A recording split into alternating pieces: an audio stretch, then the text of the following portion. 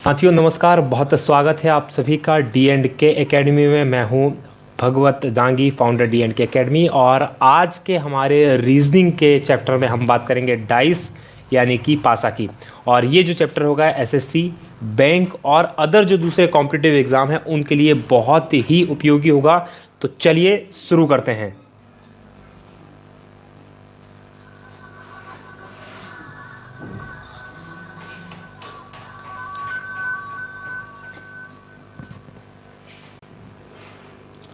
साथियों सबसे पहले हम समझने की कोशिश करेंगे रीजनिंग में डाइस के कुछ बेसिक कॉन्सेप्ट्स क्या होते हैं। डाइस जो होती है या पासा जिसे हिंदी में कहते हैं, उसके बेसिक कॉन्सेप्ट्स क्या होते हैं।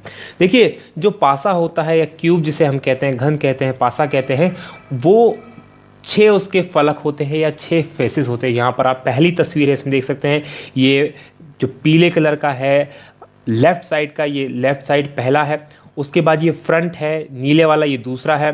फिर ये अप साइड है रेड कलर का। फिर ये आप देख सकते हैं यहाँ पर बैक साइड है ग्रीन कलर का। फिर ये राइट साइड है एक कलर और नीचे की तरफ है बॉटम साइड है ये वाला। तो इस तरह से कुल ये 6 फलक होते हैं। तो एक चीज़ तो ये हो गई कि किसी भी जो घन होता है उसके अंदर 6 फलक होते हैं। And a cube has a 8 corners. 8 corners का मतलब 8 कोने होते हैं। यहाँ पर आप देख सकते हैं 4 नीचे की तरफ ये कोने और 4 होते हैं ये ऊपर की तरफ कोने। तो ये कुल 8 कॉर्नर्स होते हैं या 8 कोने होते हैं। और 12 एजेस होते हैं। 12 एजेस मतलब या जो भुजाएं होती हैं ये 12 जहाँ पर देख सकते हैं कि 1 2 3 4 फ्रंट में 4 हैं, बैक साइड में 4 हैं, इधर हैं 4 और इस तरफ है। तो इस तरह से ये कुल मिला के कितने हो गए 12 जो होते हैं एजेस होते हैं। एक बार में हम किसी भी जो डाइस होती है या पासा होता है वो एक बार में उसके 3 भाग देख सकते हैं या 3 ही हिस्से देख पाते हैं। जैसे यहाँ से आप, ये है पहला, ये है दूसरा और ये है तीसरा। तो मात्र 3 हिस्से हम एक बार में देख सकते हैं। तो ये कुछ बेसिक कॉन्सेप्ट्स हैं, किसी भी पासे को हल करते समय आपको बहुत काम आने वाले हैं। इनको बहुत ध्यान से देखिएगा और समझ लीजिएगा। चलिए बात करें अगली। तो अब है पासा जो होता है 2 प्रकार का होता है। पासे को जब हम हल करते हैं या डाइस को हल करते हैं वो 2 प्रकार का, एक होता है साधारण पासा और दूसरा होता है मानक पासा। तो बहुत सिंपल होता है दोनों पासों को आइडेंटिफाई करना कि कौन सा मानक पासा है और कौन सा साधारण पासा है। यदि साधारण या ऑर्डिनरी पासे की हम बात करें, साधारण डाइस जो होती है वो जिसकी 2 निकटवर्ती सतह जो पास की सतह होती है उनका योग यदि 7 हो जाता है तो वो क्या हो जाती है, वो माना जाता है सामान्य पासा। जैसे आप देख सकते हैं यहाँ पर ये है 3 ऊपर का और ये फ्रंट का है 4। तो 4 और 3 मिला के हो गए 7, यानी कि ये एक साधारण पासा। मतलब जिस भी किसी पासे की 2 निकटवर्ती यानी पास की जो साथ साथ जो फलक होते हैं, अगर उनमें से किसी दोनों का योग 7 हो रहा है तो वो एक साधारण पासा होगा। यहाँ पर आप देख सकते हैं इन दोनों का योग जो है 5 और 4 9 हो रहा है और ये 5 और 3 8 हो रहा है। तो हमें इससे मतलब नहीं, हमें एग्जैक्ट बिल्कुल 7 चाहिए, ना 7 से कम ना 7 से ज़्यादा। अगर एग्जैक्ट 7 हो रहा है तो वो साधारण पासा होगा। वहीं मानक पासे की बात करें तो मानक पासा क्या होता है, 2 निकटवर्ती सतहों का योग कभी भी 7 नहीं होता। अगर किसी भी एक पासा दिया गया है और उसकी 2 निकटवर्ती सतहें दी गई हैं तो उनका कभी भी योग 7 नहीं होगा। जैसे आप यहाँ देख सकेंगे, यहाँ पर 1 है और 4, इन दोनों को मिलाओ तो 5 हो जाता है। 4 और 5 को मिलाने पर 9 होता है और 1 और 5 को मिलाने पर 6 होता है। यानी कहीं भी हमें 7 नहीं मिल रहा है। यानी इसका मतलब एक और होता है, यदि 2 निकटवर्ती सतहों का योग 7 नहीं है तो मानक पासा और मानक पासे की 2 विपरीत सतहों का योग, आमने सामने की अपोजिट साइड जो होती है उनका योग हमेशा 7 होता है।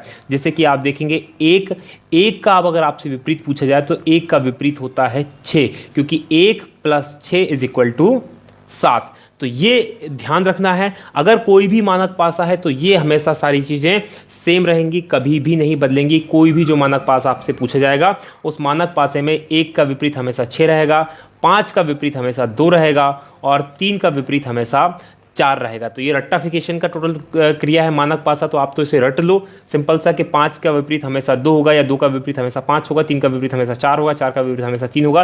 कब? जबकि कोई पासा मानक पासा है या फिर स्टैंडर्ड डाइस है। तो चलिए अब देखते हैं इसके क्वेश्चंस को, इसके सवालों को हल करने की कोशिश करते हैं।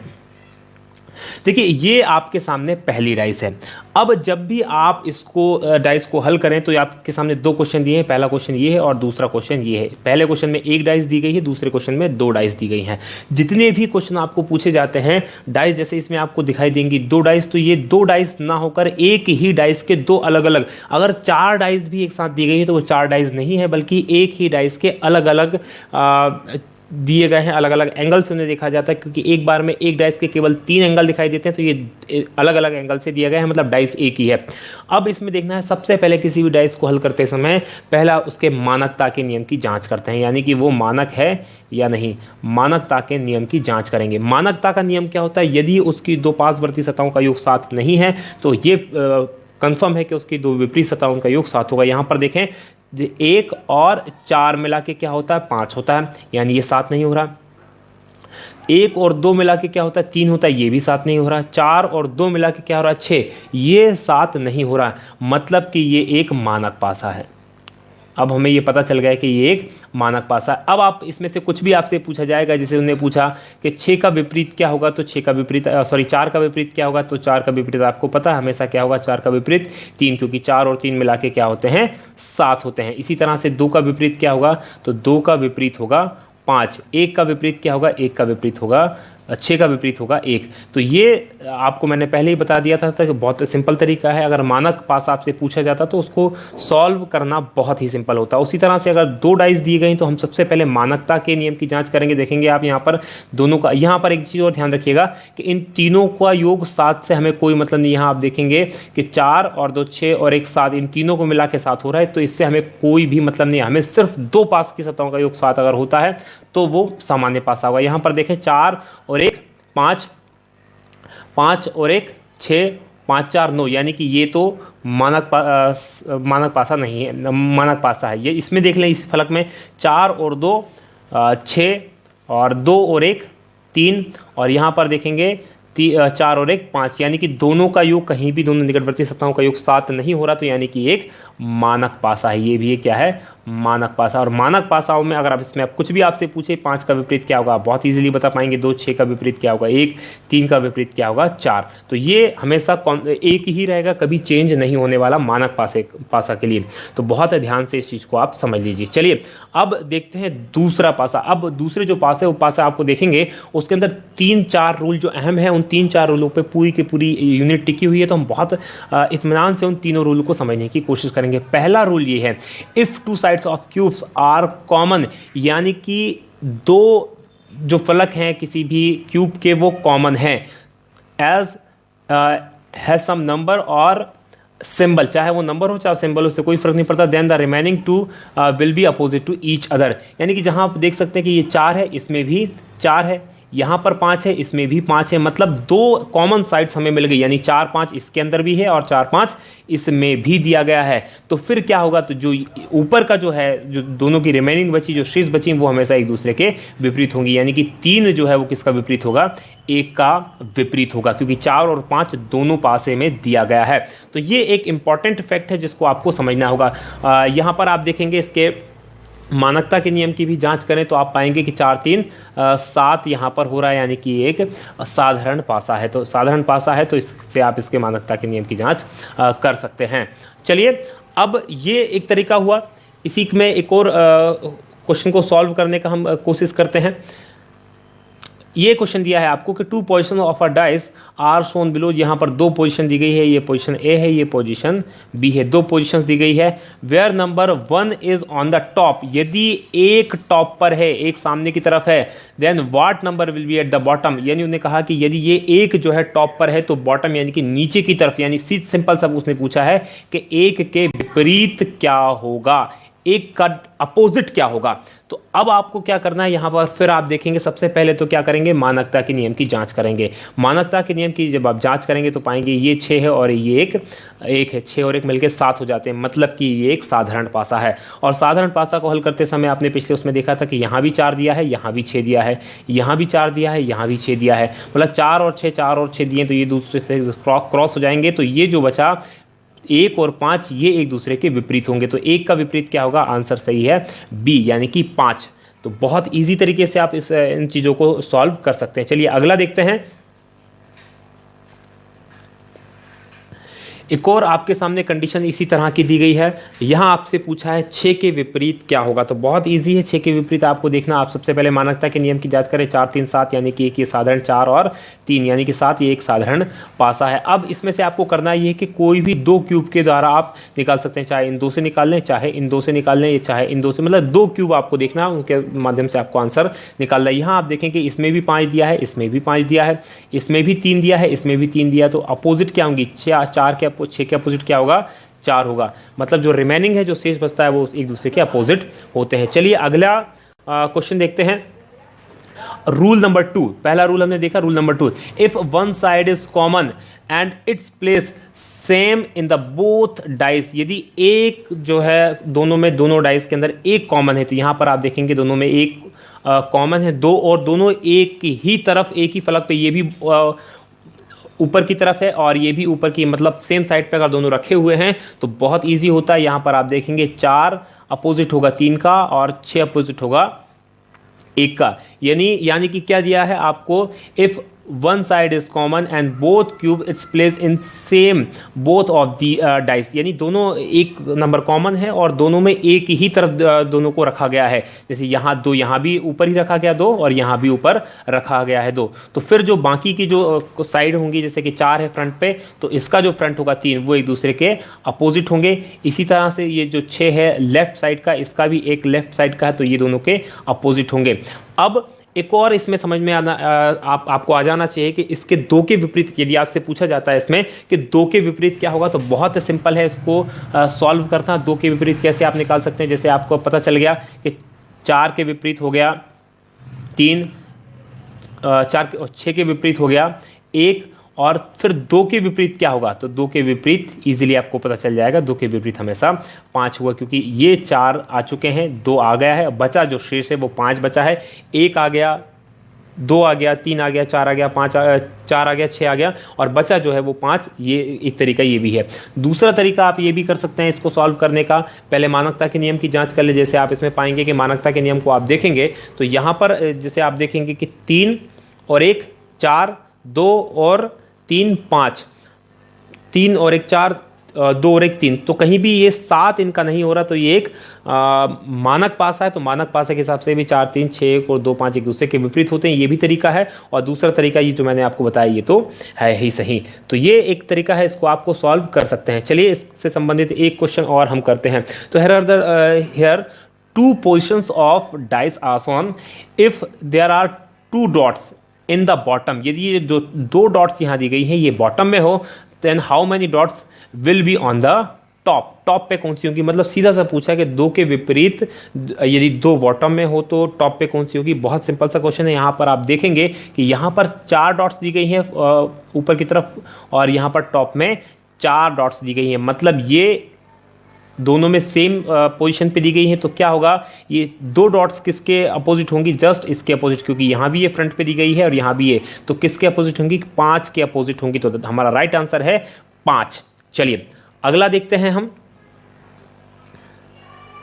अब अगला रूल है if one side of dice is common, यदि 2 डाइस दिए गए हैं और दोनों डाइस के अंदर एक ही साइड कॉमन है, तो बहुत ही सिंपल ये प्रश्न होता है इसको सॉल्व करना। और यहाँ पर यदि आप ये सीख गए, काफ़ी कॉम्प्लिकेटेड लोगों को लगता है ये, लेकिन बहुत सिंपल होता है, बहुत इजी तरीके से आप इसको सॉल्व कर सकते हैं। देखिए कैसे आप इसको सॉल्व करेंगे। यहाँ पर आपको करना यह है कि आपको इसको अब डाइस को ओपन करना आना चाहिए, खोलना आना चाहिए। तो ओपन करने के लिए इस तरह से आप एक ड्रॉ कर लें सिंपल सा। यहाँ पर आप 1 2 3 4 और 1 2 इस तरह से पहले ये ऐसा बना लें और एक नीचे की तरफ बना लें, तो ये एक आपको सामने हो जाएगा। यहाँ पर ये जो ऊपर की तरफ है इनको बनाने की कोई आवश्यकता नहीं है। चलिए अब देखते हैं सिंपल सा आपको करना क्या है कि जो चीज़ें जो कॉमन दिया गया है, जैसे यहाँ भी 2 कॉमन है और इस वाले में भी 2 कॉमन है, तो जो कॉमन दिया गया है उसको हमेशा बीच में लिख लें। और फिर अब आपको कहाँ चलना है? किसी भी एक डाइस को लेना, या तो इस डाइस को ले लो या इस डाइस को ले लो। पहले तो हम देखते हैं, सबसे पहले इसको लेते हैं, फिर चलना है हमेशा क्लॉकवाइज। क्लॉकवाइज मतलब घड़ी के चलने की दिशा। तो यहाँ पर आप देखेंगे 2 से घड़ी के चलने की दिशा कहाँ चले, तो पहुँचेंगे आप 1 पर। तो यहाँ भी उसी तरफ से क्लॉकवाइज देखें आप, ये 2 से आप कहाँ पहुँचेंगे? ऊपर टॉप पे पहुँचेंगे, तो टॉप पे लिख दिया आपने 1। अब फिर एक से फिर क्लॉकवाइज चले आप, तो एक से क्लॉकवाइज चलने के बाद आप 4 पे आ जाएंगे, तो यहाँ भी एक से क्लॉकवाइज चलो और कहाँ जाओगे, यहाँ पर आ जाओगे, तो यहाँ क्या लिख दिया आपने 4। बहुत इजी है। उसी तरह से फिर ये 2 है, तो 2 से फिर क्लॉकवाइज चलो तो 3 पे पहुंचोगे, तो यहाँ से अब आपको क्या करना चला, ये 2 है तो यहाँ 2 से अपना आप क्लॉकवाइज चले तो क्लॉकवाइज ऐसे चलोगे और यहाँ आ जाओगे, तो यहाँ आ जाएगा 3, और फिर ये 3 से क्लॉकवाइज चले तो यहाँ आ जाएगा 6। तो ये आपने इसको जमा लिया। अब जो शेष बचा है उसको इस वाले उसमें लिख दिया, तो यहाँ शेष बचा है 5, इसको हमने लिख दिया। तो अब एक दूसरे के विपरीत क्या हो गए, जो 2 के विपरीत, 1 के विपरीत हमेशा क्या, अब 1 के विपरीत क्या आ गया, 3 हो गया, 1 के विपरीत 6 हो गया, 4 के विपरीत, और 2 हो गया 5 के विपरीत। तो बहुत इजी तरीके से इसको आप सॉल्व कर सकते हो। यहाँ पर एक चीज़ और जो आपको समझनी है, इस तरह का अगर कोई फिगर दिया हो और फुल भरा हो तो आपको उसमें कौन किसके विपरीत होगा, तो सिंपल सा है, जो एक दूसरे से अल्टरनेट होते हैं वो एक दूसरे के विपरीत हो गया। मतलब 6 को 1 छोड़ दो, इधर आप चलोगे 6 को छोड़ दो 2, और अल्टरनेट पे पहुंचोगे 3 पे, ये सॉरी 4 पे, तो ये एक दूसरे के विपरीत है। इसी तरह से 1 के बाद 2 छोड़ दो और 2 के बाद अल्टरनेट पे पहुंचोगे 3 पे, तो ये एक दूसरे के विपरीत होंगे जो रिमेनिंग। इसी तरह से 2 से आप आगे बढ़ो तो 3 को छोड़ दो, 3 के बाद 5 पे पहुंचोगे तो ये एक दूसरे के विपरीत होंगे। मतलब एक को छोड़ने के बाद एक दूसरे के हमेशा विपरीत होते हैं। चलिए इससे संबंधित एक और प्रश्न हम सॉल्व करते हैं। यहाँ पर एक और आपको डाइस दी गई है, एक ही डाइस के 3 अलग अलग प्रारूप दिए गए हैं। अब आपको इसमें देखना है कि किसके विपरीत क्या होगा। तो बहुत सिंपल तरीके से आप इसको सॉल्व कर सकते हैं। तो सबसे पहले आपको क्या देखना है कि 2 ऐसी डाइस ढूंढना है जिनमें दोनों में कोई एक चीज कॉमन हो। तो यहाँ पर आप देखेंगे तो या ए और सी जो है उसमें दोनों में 3 कॉमन है, यहाँ पर भी 3 कॉमन है और यहाँ भी 3 कॉमन है। तो जो कॉमन होता है उसे कहाँ लिखा हमने, सेंटर में लिखा। अब इससे हमने लिया तो 3 से क्लॉकवाइज चले तो कहाँ आया, हमें 2 पे आएंगे। तो यहाँ 3 से क्लॉकवाइज चले तो कहाँ आएंगे, टॉप पे आएंगे, तो यहाँ लिख दिया आपने 2। 2 से फिर क्लॉकवाइज चले तो आप कहाँ आएंगे, 4 पे आएंगे। तो यहाँ से क्लॉकवाइज चलो तो आप कहाँ आओगे, यहाँ लिख दिया आपने 4। अब 3 से फिर क्लॉकवाइज चले तो आप कहाँ आएंगे, 5 पे। तो यहाँ 3 से क्लॉकवाइज चलेंगे तो आप कहाँ आएंगे, यहाँ आएंगे। तो यहाँ क्या लिख दिया आपने 5। फिर 5 से क्लॉकवाइज चले तो आप कहाँ आएंगे, 1 पर पहुँचेंगे। तो 1 से क्लॉकवाइज चले तो आप यहाँ पहुँचेंगे। तो यहाँ लिख दिया आपने 5 से क्लॉकवाइज चल के 1। अब जो शेष बचा, शेष क्या बचा है 6, तो 6 को आप यहाँ लिख दो, जो कहीं भी नहीं आया उसको यहाँ लिख दो। तो ये आपकी डाइस पूरी हो गई। मतलब 2 के विपरीत क्या है 5, 1 के विपरीत क्या है 4 और 3 के विपरीत क्या है 6। ये बहुत इजी तरीके से आप इसको सॉल्व कर सकते हो। अब आप इसमें से वो कुछ भी आपसे पूछ ले, 3 के विपरीत पूछ ले, 4 के विपरीत, 2 के विपरीत, 1 के विपरीत, बहुत इजीली आप इसके आंसर दे पाओगे। चलिए अब अगला हम इसी तरह से एक और इसमें छोटी सी मैं ट्रिक बता रहा था, वो चलिए आगे बता दूंगा आपको ट्रिक बहुत सिंपल तरीके से कि आप इसको इतना भी ना करना पड़े। ये इसमें मैं आपको दिखाता हूँ। चलिए कभी कभी क्या होता है कि आपको ये नहीं दिया होता कि वो ऑब्जेक्ट जिसे कहते हैं वर्बल रीजनिंग जिसे हम कहते हैं वो इसमें दी हुई होती है। यहाँ पर आप देख सकते हैं कलर का नाम दिया ग्रीन, पीला, हरा, सफ़ेद, नीला। तो इसको सॉल्व करने की भी सिंपल सी ट्रिक जो पहले मैंने बताई थी। सबसे पहले आप क्या करें, जो दोनों के अंदर कॉमन है, एक कॉमन ढूंढे। तो दोनों के अंदर कॉमन है वाइट, तो जो वाइट कॉमन है उसे कहाँ लिख दिया, बीच में लिख दिया हमने। वाइट यहाँ लिखा हमने, कॉमन को बीच में लिखा। अब इस वाइट से हम चले कहाँ, ये वाला क्लॉकवाइज चले। तो क्लॉकवाइज चलने के बाद कहाँ आ जाएगा, नीला। तो यहाँ क्या लिखा हमने, नीला लिखा। अब नीले से फिर क्लॉकवाइज चले, तो नीले से क्लॉकवाइज चलने के बाद कहाँ पहुंचेंगे आप, ग्रीन पे। तो यहाँ लिख दिया आपने ग्रीन। फिर यहाँ पर आप सफ़ेद से फिर क्लॉकवाइज चले तो कहाँ पहुंचेंगे, पीला। तो यहाँ लिख दिया आपने पीला। और पीले से फिर क्लॉकवाइज चले आप कहाँ पहुंचेंगे, काले पे। तो यहाँ लिख दिया आपने काला। अब वो आपसे पूछ रहा, बताइए साहब काले के विपरीत में क्या होगा, what is the opposite to black. तो ब्लैक के अपोजिट में क्या होगा, यहाँ पर आप देख सकते हैं ब्लैक के अपोजिट में है ग्रीन। अब देखते हो मैं आपको एक और तरीका बताता हूँ। इतना भी यदि आपको नहीं करना है तो सिंपल सा तरीका ये है कि आप सबसे पहले वो शब्द ढूंढो जो कि कॉमन है। तो यहाँ आप देखेंगे वाइट कॉमन है। फिर उसने क्या पूछा कि ब्लैक, आपसे पूछा कि साहब ब्लैक का विपरीत क्या होगा। तो आप देखो कि ये जो ब्लैक है ये वाइट से किस डायरेक्शन में, तो ये है anti clockwise. Anti clockwise direction में है। तो उसी तरह से हमारा जो दूसरा सफेद होगा दूसरी वाली डाइस के अंदर, उसमें आप देख लो उसका जो एंटी क्लॉक होगा वो इसका अपोजिट होगा। तो उसका एंटी क्लॉक है ग्रीन, तो काले का अपोजिट होगा ग्रीन। तो इसको आपको इस तरह से बनाने की भी जरूरत नहीं पड़ेगी। इस तरह के अब आपने देखेंगे यहां पर एक क्वेश्चन, यहां पर एक कॉलम पूरी तरह से ब्लैंक छूट गया है। तो कभी कभी होता क्या है कि जो 4 ऑप्शन देगा उसमें 3 तो ये कलर दे देगा और एक और अलग से कलर दे दिया, जैसे ऑप्शन के अंदर उसने दे दिया यहां पर बैंगनी। और फिर आप देखेंगे क्योंकि और पूछा सफेद का विपरीत क्या होगा, तो सफेद का विपरीत क्या होगा, यदि आपने तीनों कलर उसने ऑप्शन में दिए हैं, जैसे काला भी दिया है, पीला भी दिया है, सफेद भी दिया, तो इन तीनों में से तो कोई हो नहीं सकता, नीला भी नहीं हो सकता। और यहां पर उसने एक ऑप्शन के अंदर बैंगनी दिया, तो फिर यहां पर आ जाएगा बैंगनी और वो उसका राइट आंसर होगा। चलिए अगली डाइस के जो अलग अलग प्रारूप होते हैं अब उनको समझने की कोशिश करते हैं कि डाइस आपसे किसी भी तरीके से पूछी जाए आप उसको हल कर सकें। देखिए क्या होता है कि हमेशा इस तरह की आप चीज़ों को देखें तो अल्टरनेट जो नंबर होते हैं वो एक दूसरे के विपरीत होते हैं। यहाँ पर आप देखेंगे ये जो 2 है, 2 के बाद 3 को छोड़ा, ये यहाँ पर लिख दिया 4, तो ये 2 और 4 एक दूसरे के विपरीत हैं।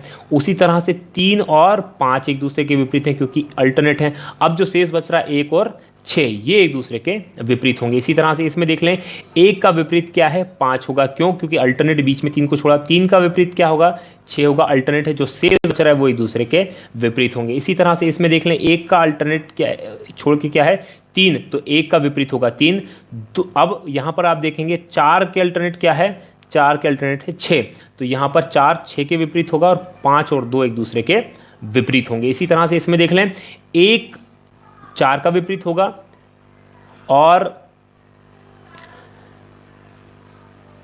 3 जो होगा वो 5 के विपरीत में होगा, 2 के विपरीत होगा 6। यहां से देख लें आप 1 होगा 4 के विपरीत में, 3 होगा 6 के विपरीत में, 2 होगा 5 के विपरीत में। तो ये एक सिंपल सा तरीका होता है किसी भी जो डाइस रहता है उसके, अगर वो ओपन डाइस है तो उसके अंदर से कौन किसके विपरीत होगा इसको ज्ञात करने का। तो कभी कभी इससे संबंधित प्रश्न भी आजकल पूछे जा रहे हैं, तो वो भी हम एक प्रश्न इसी टाइप का हम करने का प्रयास करेंगे। देखिए क्या है कि इसमें आपको दिया गया है कि choose the box which is similar to the box formed from the given sheet of paper X. यहाँ पर एक पेपर एक्स दिया है, एक आकृति दी गई है एक्स। अब आपको इसमें से वो आकृति चूज करनी है जो इस जिसको अगर डाइस के रूप में कन्वर्ट किया जाए तो इनमें से कौन सी आकृति हमें प्राप्त होगी। तो जब अब आपने जैसे पिछले मैंने आपको बताया था उसमें ये बताया था कि ये जो विपरीत होगा, ये डॉट जो विपरीत है वो इसके विपरीत है क्योंकि एक दूसरे के अल्टरनेट है। ये जो ब्लैंक है ये विपरीत इस ब्लैंक के है और ये वाला जो विपरीत है इसके विपरीत है। अब आप देखेंगे इन सब में इसको अप्लाई करके देखो किस तरह से अप्लाई करेंगे। तो सबसे लास्ट से स्टार्ट करते हैं हम फोर्थ से। यदि आप फोर्थ को देखोगे तो पाओगे कि तीनों एक पास पास सतह पर दिए हैं, लेकिन ये पॉसिबल नहीं है क्योंकि ये जो है डॉट ये इसके विपरीत है, ये डॉट है इसके विपरीत, और दो एक दूसरे के विपरीत कभी एक ही उसमें पॉसिबल नहीं है। तो ये पहला वाला तो हमारा ये वाला गलत हो जाता है। चलिए अगला हम देखते हैं।